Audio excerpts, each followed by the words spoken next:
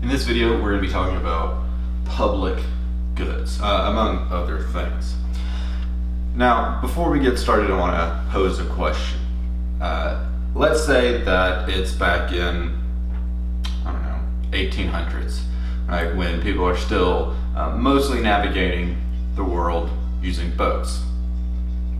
Would you want to build and operate a lighthouse as a business, right, where you are providing the service of warning ships that there are kind of reefs, right, ahead of you, or whatever lighthouses do, right, in exchange for money? If you sit and you think about it for a little bit, the answer to that question is probably not. There are a couple of things that make running and operating a lighthouse for profit difficult, right? How are you going to collect your money?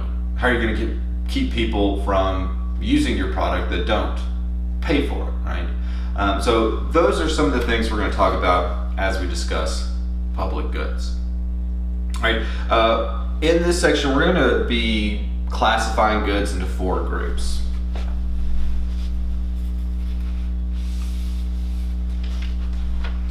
And we are going to do so on the basis of 2 characteristics. If the good is rival and if the good is excludable. So those are our 2 rival goods and excludable goods, right? Those are the criteria, or we could say rivalry and excludability.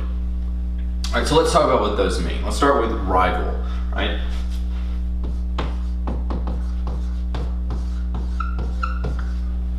Specifically, let's talk about a rival good.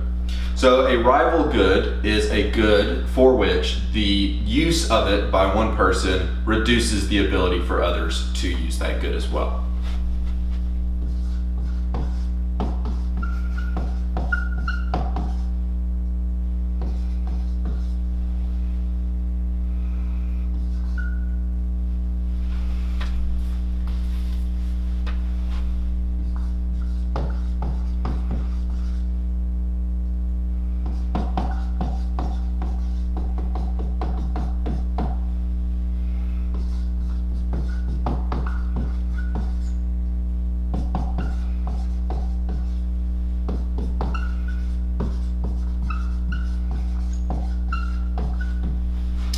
Right, so again, a rival good, one that when one person uses it, it reduces the ability of other people to use it. Right, examples of rival goods are extremely common. A lot of goods are rival. Just one example, although I could give you a bunch. We'll just do stuff that I see, right? The camera that I'm using to film this video, or to video this video, that's a rival good, right? This bow tie I am wearing, that's a rival good. All right, the fact that I am using the good means that other people can't, right? Cannot use that same good.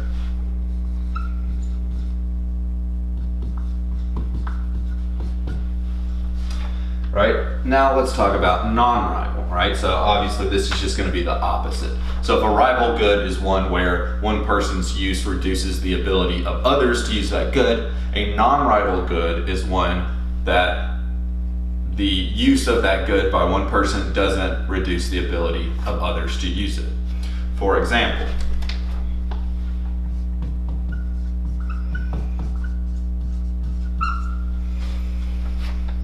right, a lighthouse would be an example, right? Or, and by lighthouse I mean the good produced by a lighthouse, right? The shining the lights out, right? Showing people where when they're close to shore and when they're not, right? One person, one ship sailing out in the ocean, seeing that lighthouse doesn't mean that all the other ships can't see it, right? As many ships as there are in the waters at that time, right, can see and make use of that lighthouse. Right?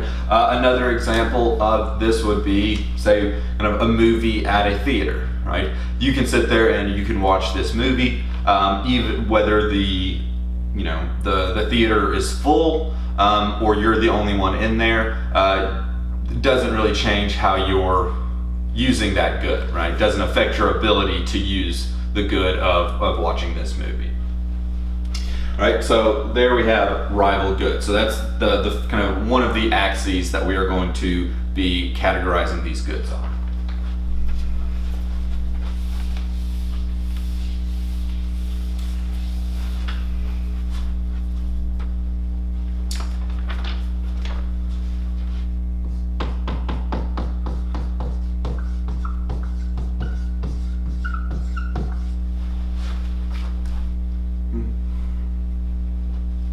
The next type is, or the next criteria, or the next axis is excludability. All right, so what is an excludable good?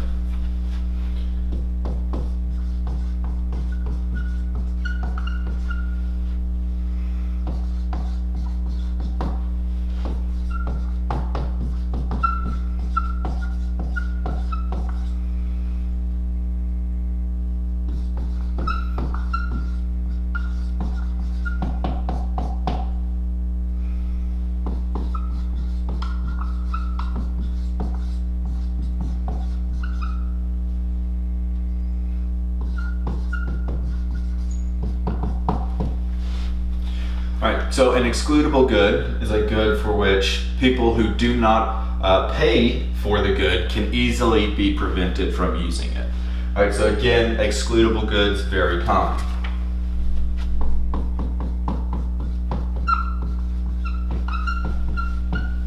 Alright, for example, one that we used for the last one, when we were talking about non-rival, right, watching a movie. I don't like that one, that's not a good one. Let's go with, well, I'll carry it through, I won't write it down, right? If we're talking about watching a movie in a theater, right, that watching that movie is non-rival, right? Doesn't really matter how many people are in the theater, and if we want to say, well, if it's full, you can't get in there it's rival, right? If we expanded that theater, you could fit more people, and it's not going to diminish the person's ability to watch the movie.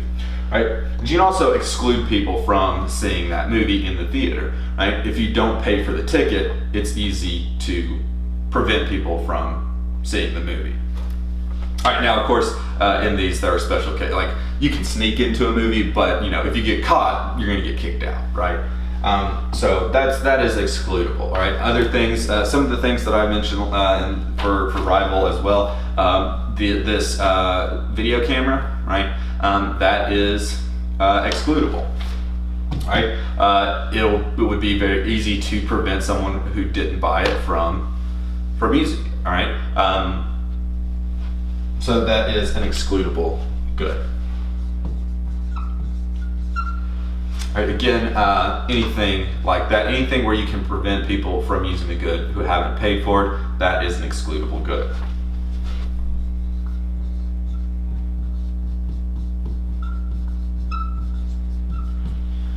Right. We also have non-excludable goods, right? So again, kind of just the opposite of an excludable good. All right, these are goods where you cannot easily prevent people from using this good. All right, if they haven't paid for it, I should mention, right? An example of a non-excludable good would be something like national defense.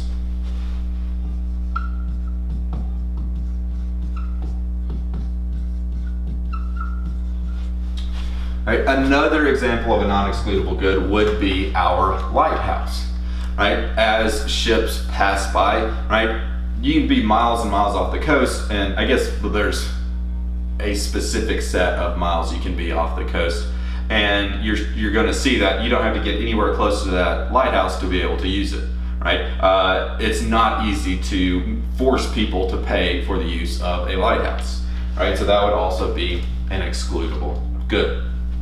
One thing I do want to mention before we move on is that even if people don't behave, or if people don't treat it good that way, all right, these rival and excludable, right, those still apply. So what I mean by that is, for example, right, people who do not pay for a good can be easily prevented from using it, right? So, you know, you might say that, you know, a public park is non-excludable, right? But that's not the case, because a public park, you could prevent people from accessing it, right? And probably relatively easily. But most of the time we don't do that, right? We don't exclude people from those public parks, especially kind of, local municipal parks, right? But it would still be excludable, because even though you're not preventing people from using it, you could prevent people from using it, right? And again, and then just kind of with this camera, it's a different thing, but this is not my camera. I didn't steal it. I borrowed it from somebody, right? But I could be easily prevented from using this camera if my friend just said, hey, it's my camera, give it back, right? I didn't pay for it. If I kept it, that would be theft, right? They could call the law on me, right? So it's still excludable. All right, so even if you have something, right, you're providing something for public use, that does not necessarily mean it is excludable. All right, often it's a good sign that it's excludable, but it doesn't mean that it is excludable, right? The definition is of whether you can easily prevent people from using it, not if you are preventing people from using it who don't pay for it. All right, same thing with kind of rival stuff. If one person's use of it diminishes the ability for others to use it, right? As long as that's true, it is considered rival, right? Even if it's not treated like that all the time. All right, that one's a little bit more clear cut, because most things it's easy to see whether it's rival or non-rival, right? Excludability can get a little hazy, but again, it's just that you can easily prevent people from using it.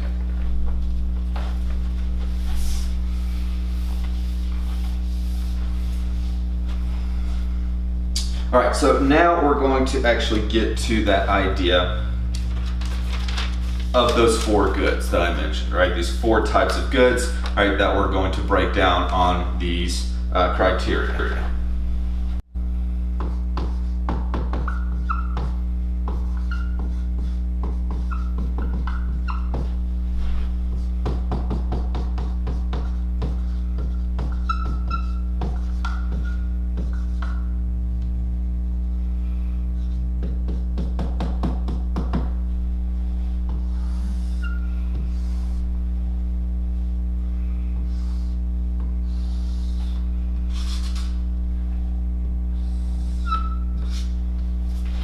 All right, got a little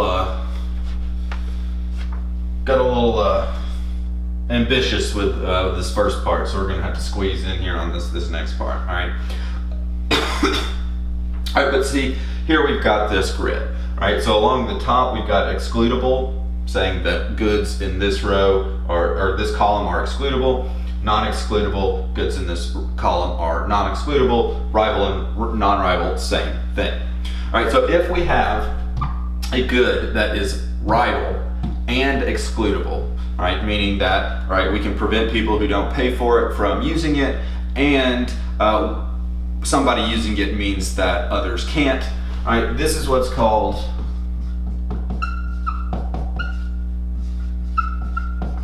a private good, right? Most goods are private goods. Most goods are excludable and rival. Right? So things like the camcorder, right? This bow tie, right? Those are private goods, right? You can prevent people who haven't paid for them from using them, and you can, and when you're using them, it means others can't, right? If we have a good, let's see what order, I guess it doesn't really matter what order I do this in. If we do have a good that is rival and non-excludable, right? Meaning that, right, one person using it means that it lowers the ability for others to use it, and we can't exclude people from it.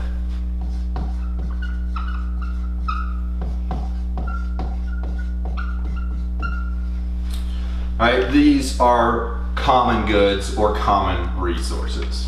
Right? So if a good is rival and non-excludable, it is a common resource or a common good. Right? If we have a good that is non-rival and excludable, meaning that, all right, others using it isn't going to reduce the ability for someone else to use it, and we can prevent people from using the good who haven't paid for it. This would be a club good.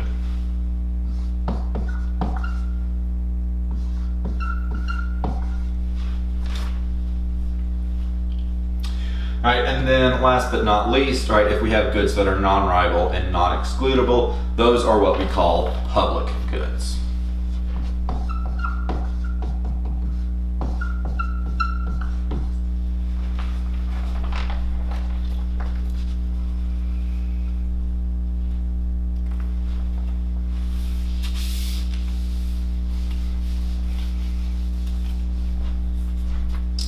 All right, so let's look at these 4 types of goods in a little bit more detail.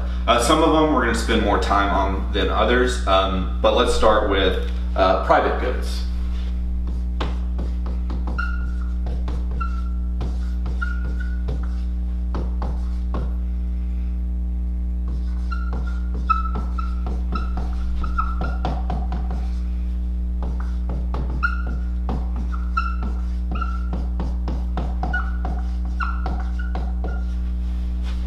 All right, so starting with private goods, we're not going to spend a whole lot of time on this one just because most goods, right, a lot of goods are private goods. Most economic theory is based on the assumption of a private good.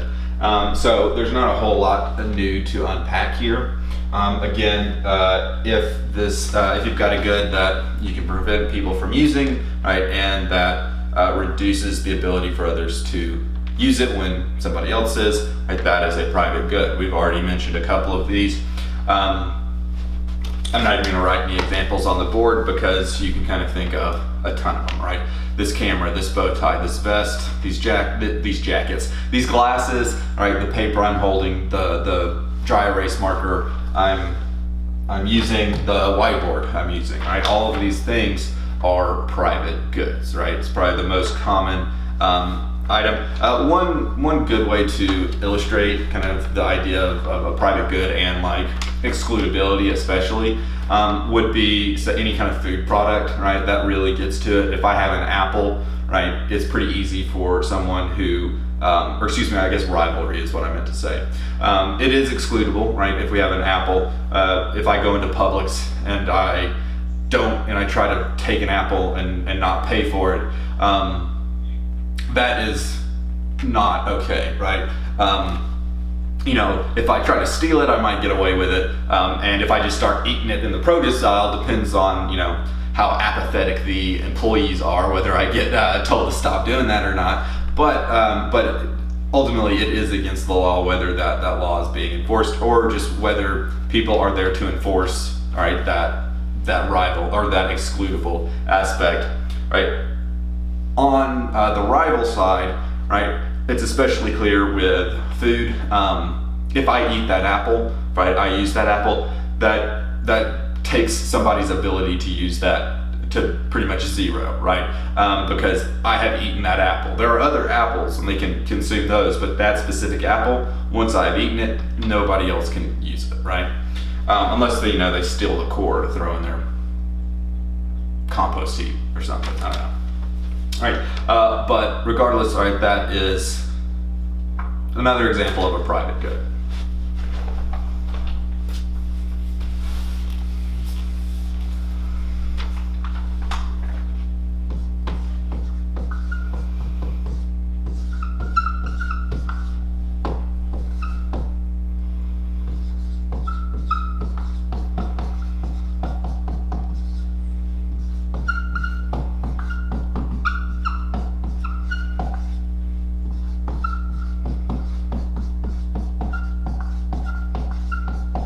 All right, so now we're going to move on to a type of goods that we're going to spend a little bit more time on. Public goods. Not surprising, it's the name of the chapter, so it's not surprising that this is the one that gets the limelight. All right, so a public good, as we've already discussed, is a good that is non-rival, meaning that our use of it isn't going to reduce the ability of other people to use it, and non-excludable, right? We can't easily exclude people from using this good without paying for it.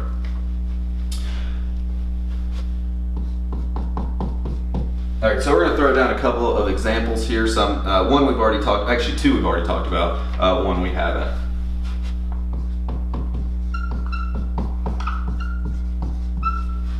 All right, one example of a public good is lighthouses. Right, lighthouses are public goods. Right, again, you cannot, they're non-rivalrous, right? Any number of ships can use the lighthouse at the same time, and it never gets to a point where they can't, right? One ship looking at a lighthouse doesn't mean the light goes dark for everyone but that ship.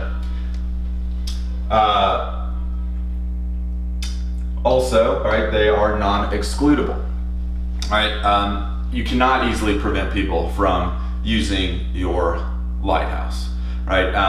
Even if they don't pay, right? A ship goes by in the night, they see your lighthouse, they use it for navigational purposes, right? And then they just keep going, all right, and you don't get paid for it, right? So this is kind of why, as a business owner, if you were trying to run a lighthouse as a business, provide that service, right, you probably would not make it very far because it's really, really hard for you to extract payment, right? It would basically be on a basis of if people were willing to pay you or not, all right? And if they didn't feel like it, then you wouldn't get any money back.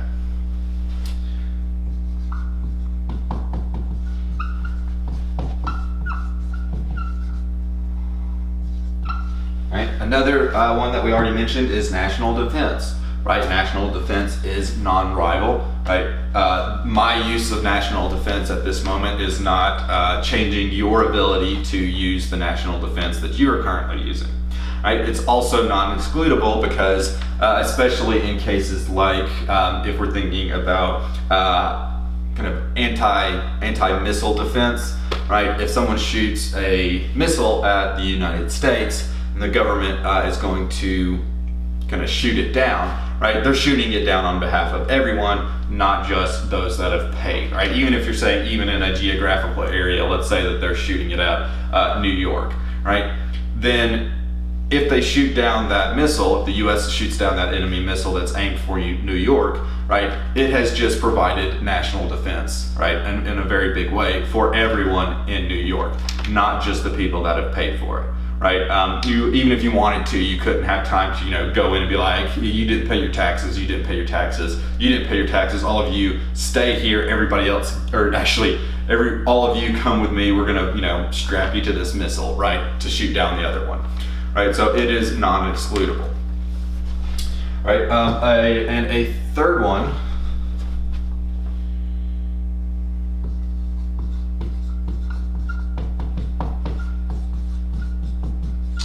Which I quite like, and this one comes, these two are really just classic examples. Mosquito control, however, came from your book, right? And I actually really like this one, right? Especially since we're down here in the South. All right, so we've all seen, or I would assume we've all seen, those trucks that run through neighborhoods blasting the chemical, whatever it is, out to kill the mosquitoes, right?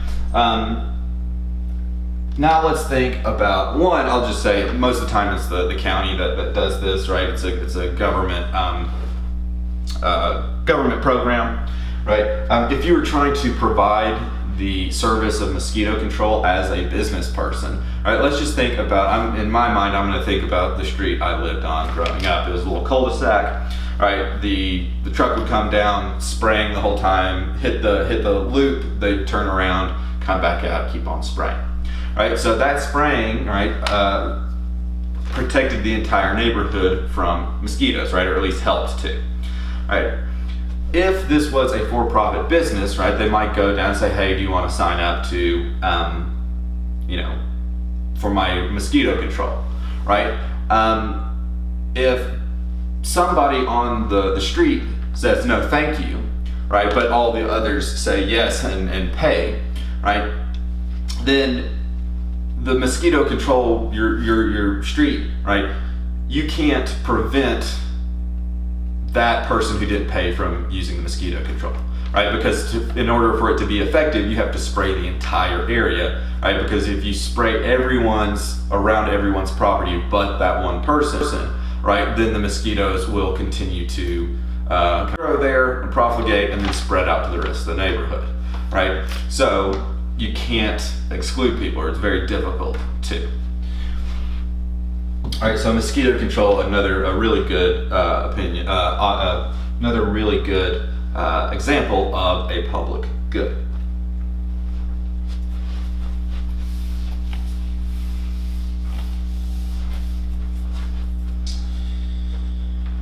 All right, so markets tend to underprovide public goods.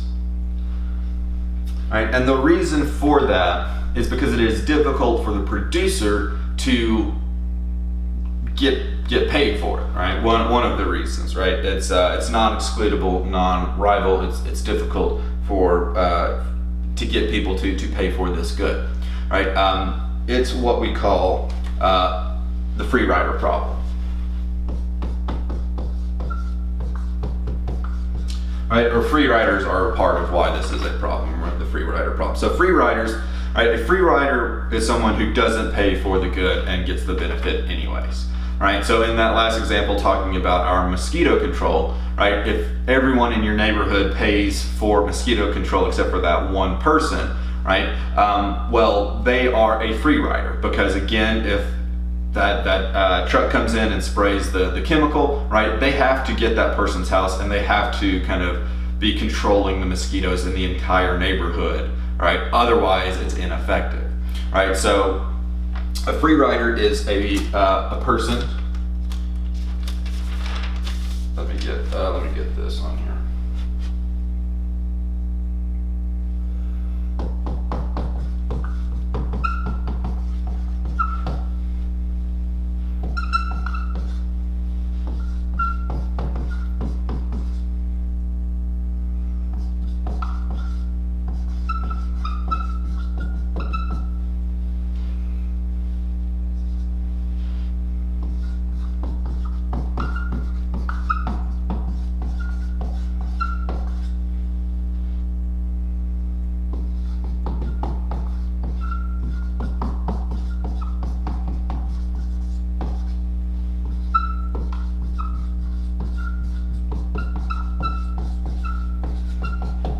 All right, there we go. All right, so a free rider is an individual who enjoys the benefits of a public good without paying a share of the cost, right?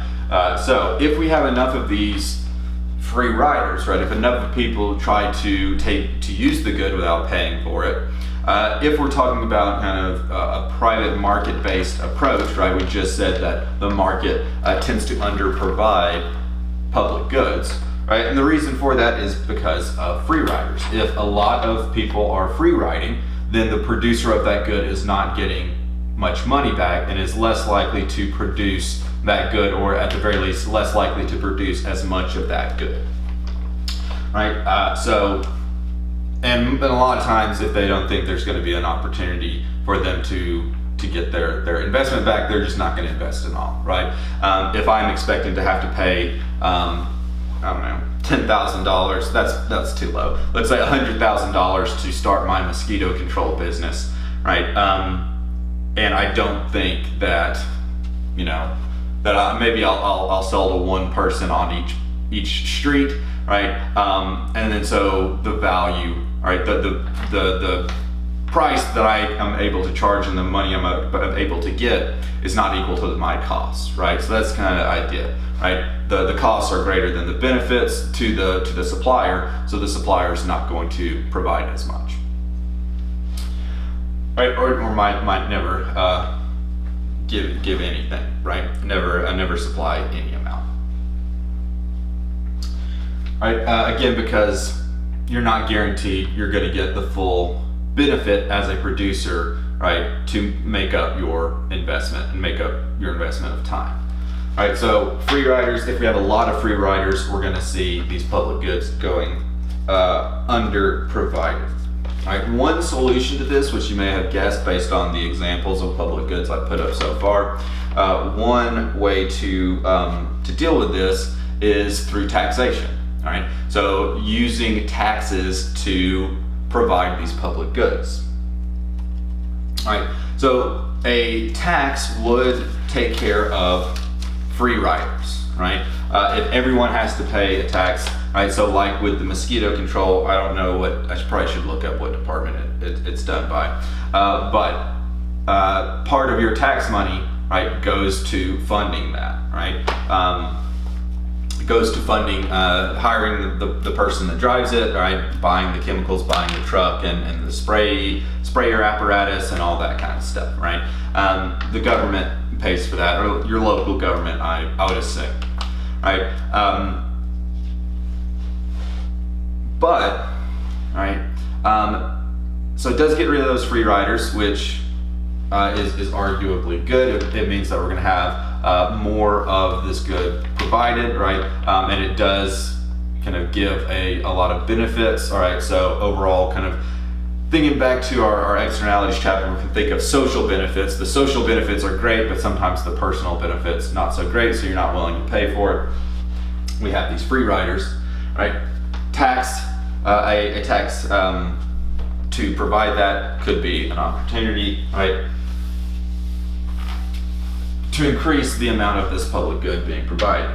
However, it also comes with a cost, all right, and that cost is, it converts some people, it gets rid of the free riders, but it turns some people into forced riders.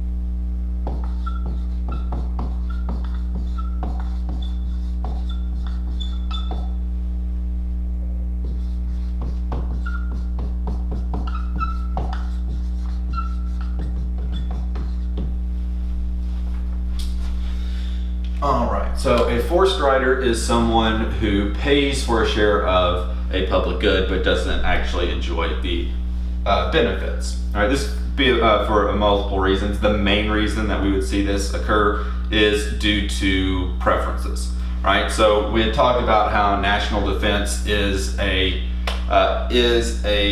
public good, right? And public national defense is provided by the government, right?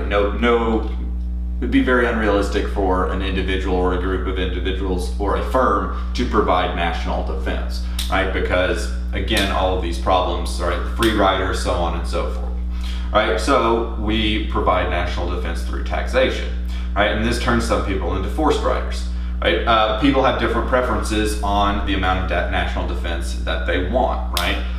If you've got somebody who's kind of hawkish about it, they might want a ton of national defense, right? A lot of spending in national defense, right? If you've got a pacifist, they might want, in the extreme ends, $0 in national defense spending, right? But since those are paid through taxes, all right, if somebody is a taxpayer, right, regardless of their preference, they are going to be paying the same, percentages, I guess, for this service, right, for this good, right?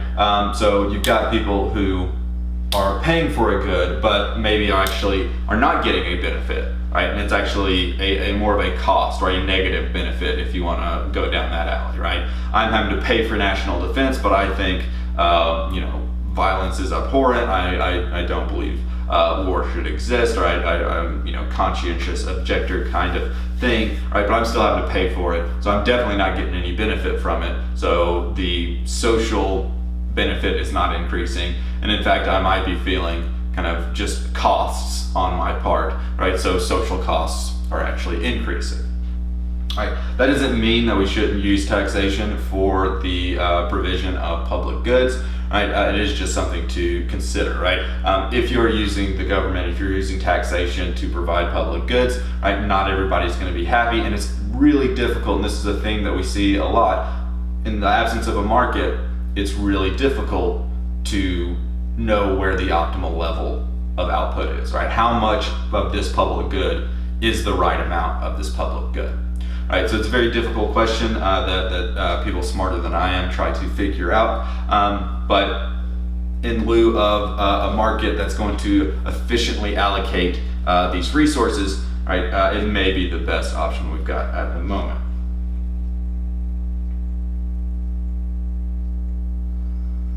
All right, the last thing that I want to say for public goods is this, right? Public good does not mean something produced in the public sector, right? So just because something's provided by a service or a good is provided by the government does not make it a public good, right?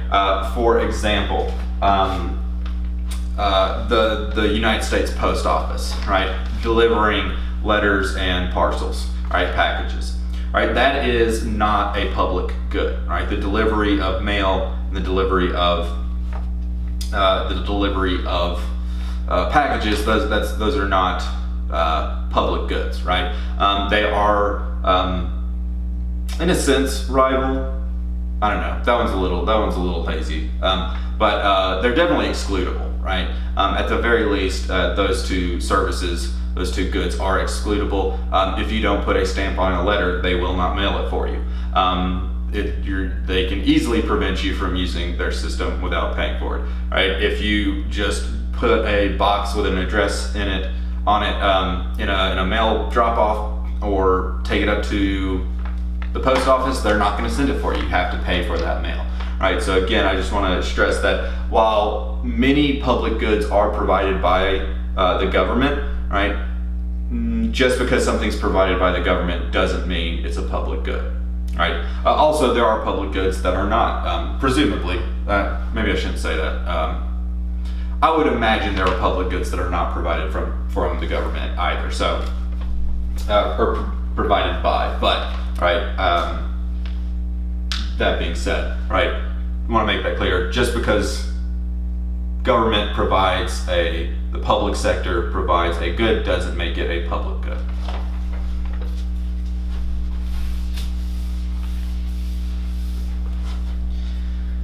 All right, the next type of good is what's known as a club good. We've already talked about that, I suppose. We're going to do club goods next.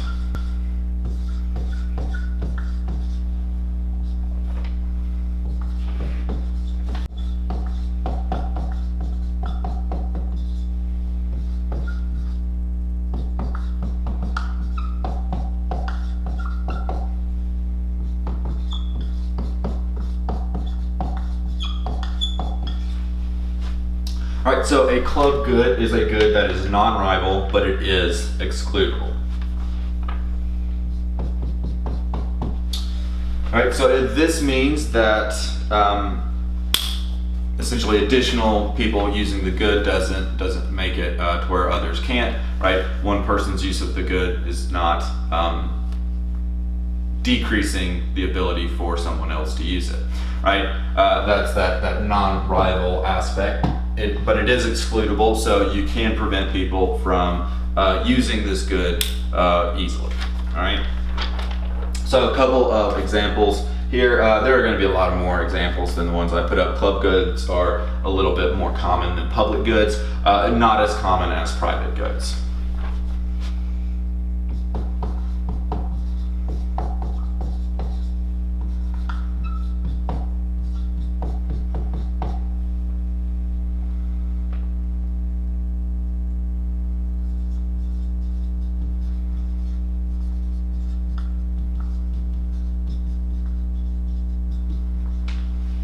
All right, so here are the three examples I'm going to give. All right, this class, Netflix, and seeing a movie in theaters. All right, that one's kind of small, but that's okay. All right, so this class, right? I would argue that it's non-rival. We can increase the number of people in the class without it really diminishing. At least I'd like to think so, diminishing anyone else's ability to use the class, right? Again, especially if we think, well, you know, hey, we've only got 32 students in the class. Once that 30-second slot is filled up, there aren't any more. We could open that up though, right? Might not, but you know, if you go to a university, these introductory level classes, they're 300 seat classes, right? They're those auditorium classes, right? You could scale that up and it'd still be the same product, right? And still be the same experience, more or less. All right, but it is excludable. If you don't pay for my class, you can't come in, or well, you at least won't get credit for it. If you don't want to pay and you want to come sit in my class, as long as I have room and you're not disrupting anything, then I probably wouldn't care. But you're not going to get college credit for it, right? You have to pay, right, to get it, right?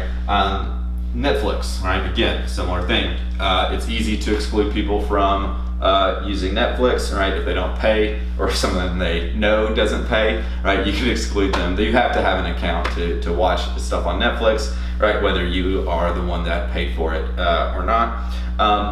But somebody's got to pay, right? And it is non-rival, right? Adding a new person, one more person signing up for a Netflix account does not change anybody else's ability to use Netflix, right? So that is a club good. All right, and then the last one we've already kind of talked about, seeing a movie in a theater, right? It's non-rival in that sitting there looking at the screen, you looking at the screen watching the movie doesn't affect the ability of anybody else to look at the screen and watch that movie, right? And it's also excludable because you have to buy a ticket to get in there, right? Or if you don't buy a ticket and you get caught, you're gonna get thrown out.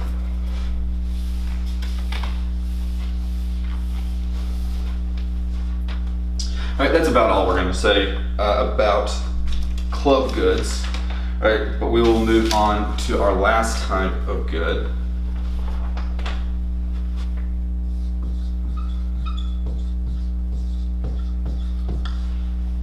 The common good or common resources. All right, common goods or common good resources. Resources is a little bit more apt, but I just liked having common good, public good, so on and so forth. But just that aside, all right.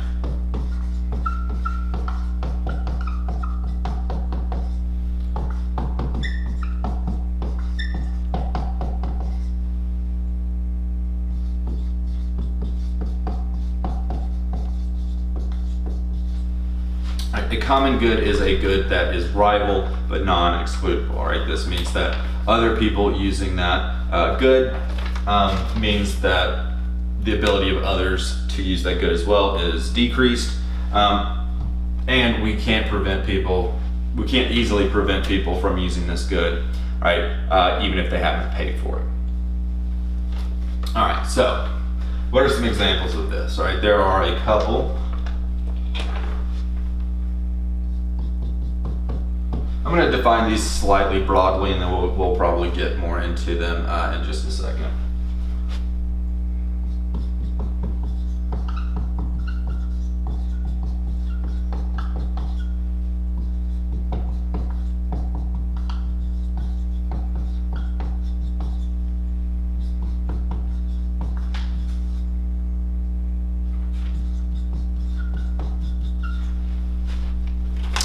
All right, so my three examples for this would be fishing stocks, wildlife stocks, and timber stocks. And by what I mean by that is just the amount of fish that are available to be caught, the amount of a particular wildlife species that is available, right, and the amount of timber that is available to be harvested. All right. So.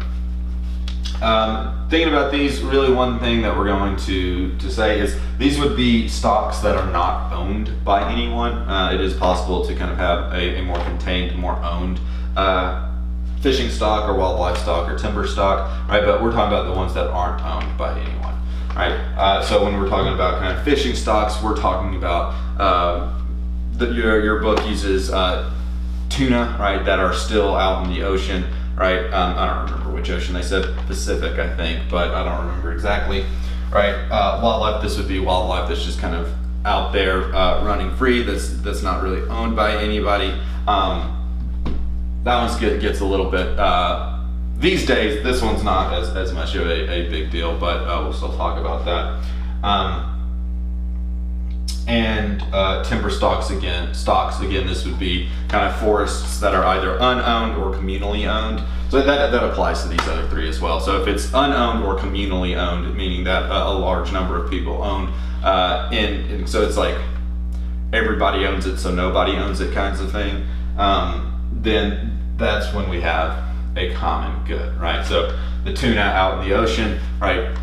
They're rival because every time somebody catches a tuna, that's fewer tuna in the ocean, right? But non-excludable because anyone with a boat and a net can go out there and try to catch tuna, right? Similar things in different circumstances with these other two, all right? But those are common goods.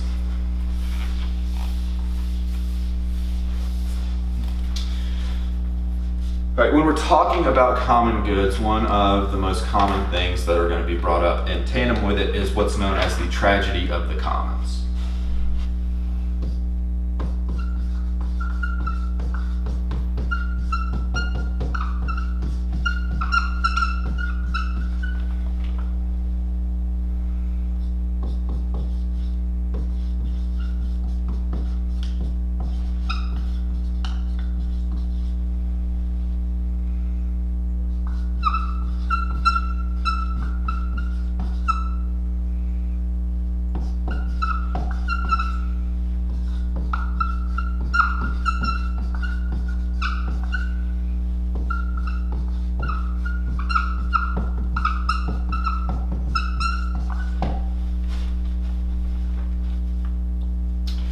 All right, so the tragedy of the commons is, here we've got the definition that's close to what's in the textbook, but it's when you have a common good and that common good gets overused and not maintained, right? The reason for this, right? Well, actually, let's just talk about the reason for this. So why does this happen? So why do unowned resources that are the book kind of points out unowned, so non-excludable, right? So how do these unowned resources tend to be overused and under-maintained, and why does that happen? Right. So your book gives an example of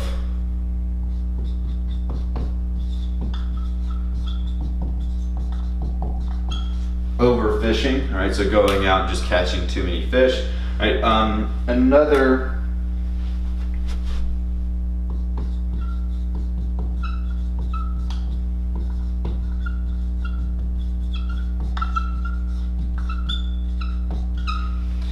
Another example would be something like the decline of the American buffalo, right? This would also kind of fit in here, although there are some other things that work with that one, right? So if we're talking about any of these times, right? So we're talking about overfishing, overhunting, over logging, deforestation, right? The reason that this happens, right, and there's a tendency for us to overuse and under-maintain these commonly held resources, is because no individual has an incentive to refrain, right? Refrain from catching more fish, refrain from shooting more buffalo, refrain from cutting down more trees, right? Because every one of those that they don't use, right, just means that somebody else can use it, right? They're not, if you refrain from, I'll give you this example. This isn't really the same thing, but it kind of illustrates the point. All right, my brother likes hunting. I'll do it every once in a while, but it's not my favorite thing in the world. But we have, our family has a small piece of land, and in kind of regards to how deer travel and everything, there's no real point in not shooting deer on our land, right? If we see a buck, right, might as well shoot it because it could very easily wander over to somebody else's land, right? So there's not much of an incentive to allow to kind of get into animal husbandry and try to foster a good deer population at that place, because right, they all of our work might, or I'll be fair, all of my brother's work, because he's the one that does it, all of my brother's work might get wasted because somebody else is going to get to kill that deer, right? Now in his defense, he doesn't just shoot anything that comes out. He's a little bit more, tries to be patient and actually do this because he's a forester, but that's neither here nor there, right? The main point is that in these cases, there's no point in passing up on a deer. There's no point in passing up on a giant tuna that you catch. There's no point in passing up on a stand of trees that maybe aren't quite ready and could use a couple more years to be what you would want. But if I wait 2 more years, who's to say somebody won't come in a month later and cut all these down while I'm waiting on them, right? So they're going to be overused because people say, hey, I'm going to get this stuff while I can. Right? On the other hand, on the other side of the shoulder, right, they're going to be under-maintained because, just like I was saying with my brother's kind of attempts to foster the deer population on our land, right? You could end up spending a lot of money and not seeing the results, right? Which I will say that he spends a fair amount of money and he doesn't see that many results, all right? It's not a huge piece of land, and he doesn't get to go that often, all right? But he enjoys it, so he keeps doing it, right? But that doesn't usually happen, especially when you have a lot of people using the same land, right? That's not quite the same thing, that example. But when we're talking about the tuna in the sea, right, or buffalo or beaver, when fur was a big thing in trapping, right? People hunted and hunted and hunted those things because everyone I get is money in my pocket, everyone I pass up is money in somebody else's pocket, right? No incentive to do kind of responsible hunting practices, no incentive to do responsible fishing or forestry practices because you're trying to get your profit, right? Now, in the long run, that means lower outcomes for everybody, but I can't quite seem to work together to get that to happen, right? With this tragedy of the commons.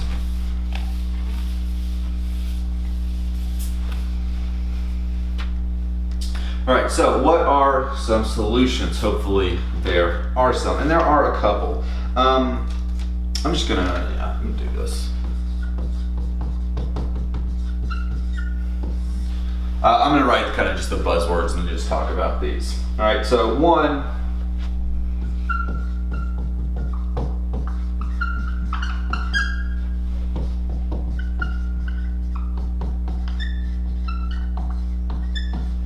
if we are talking about a resource that is commonly owned, right, communal ownership or unowned, but is used by a small group of people, then social norms can be one way to prevent the tragedy of the commons, right? So if you go look at groups, especially indigenous peoples, right, all over the world, right, they may have some common resources that are kind of either owned communally or owned by no one.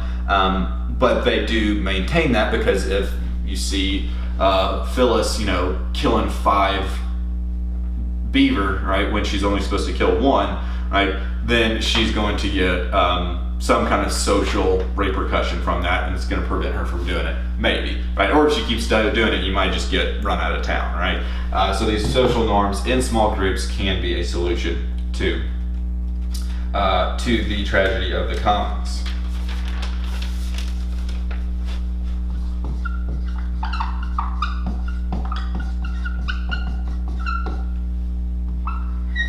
All right, something we saw pop up in our discussion on externalities. Command and control is also sometimes used as a solution, right? Just saying, hey, you can't fish this much, right? Hey, you got to stop doing this. A couple of examples just from your book, right? Said that there are governments that have tried limiting the number of boats that were allowed to go out.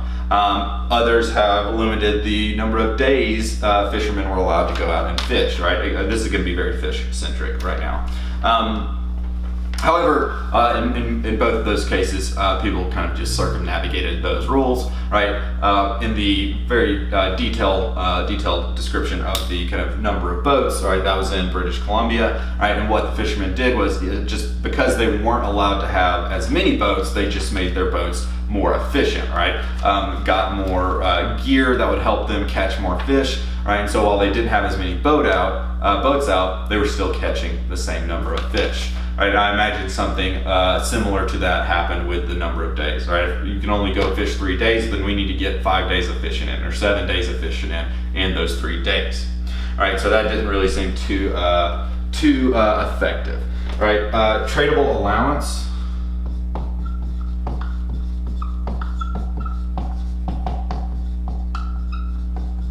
have also been used. Your book cites New Zealand and what they call individual, let's see, what do they call them? Individual transferable quotas.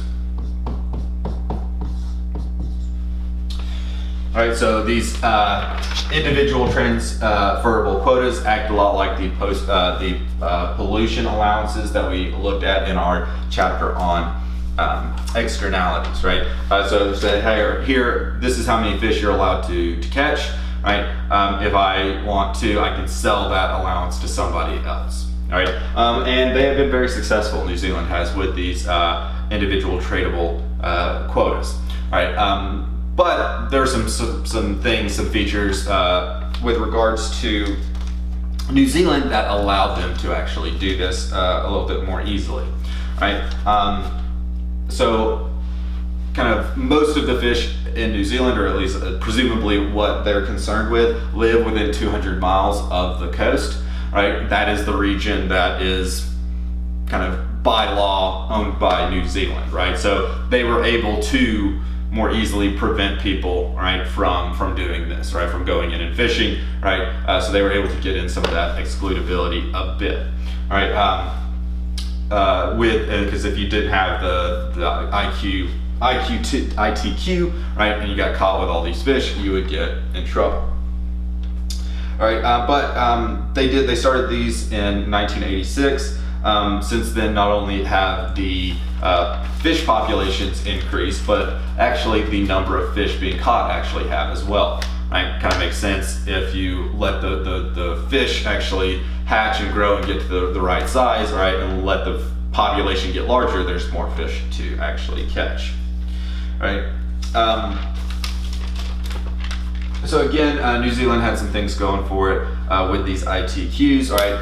The fact that they had a legal right to those waters, right, makes it a little different than if we're talking about yellowfin tuna or yellowtail, whatever they are, tuna out in the middle of the ocean in international waters.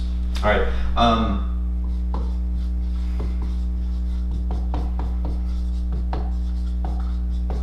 All right, but the last thing, and this actually ties into these ITQs, right, are property rights, right? If you can assign property rights to these goods, then you can prevent the tragedy of the commons. Right, another big example of the tragedy of the commons would be pasture land or grazing land, right, in the western United States a while back, right? At some point, there was just a lot of open land, pasture land that the U.S. government just said you can just go and let your cows and whatnot graze on them. Right, this led to a degradation of that environment. Also led to a lot of fights. Right, things would, well, we're not going to get into all of that, partially because most of what I know about it is based on John Wayne movies, right? But, right, they assigned property rights. That's when the barbed wire fences started going up, and they started keeping cattle in certain areas instead of allowing them to roam, right? That gave people an incentive to maintain their land, not to overgraze on it, so on and so forth, right? However, in a lot of cases, in a lot of these cases, assigning property rights is difficult, right? And if there are a lot of transactions that are going to be involved to kind of extract payment, right, in this excludability aspect, right, it's going to really lower the ability of people to prevent this tragedy of the commons. All right, but that is it for our discussion on public goods and common resources and the tragedy of the commons. That is what we mostly focused on. All right, but that's it. I guess, yeah. All right, I will, if you're in the 2020 spring semester, this is the end of the course. If not, and I reuse this video, then I'll see you in the next video.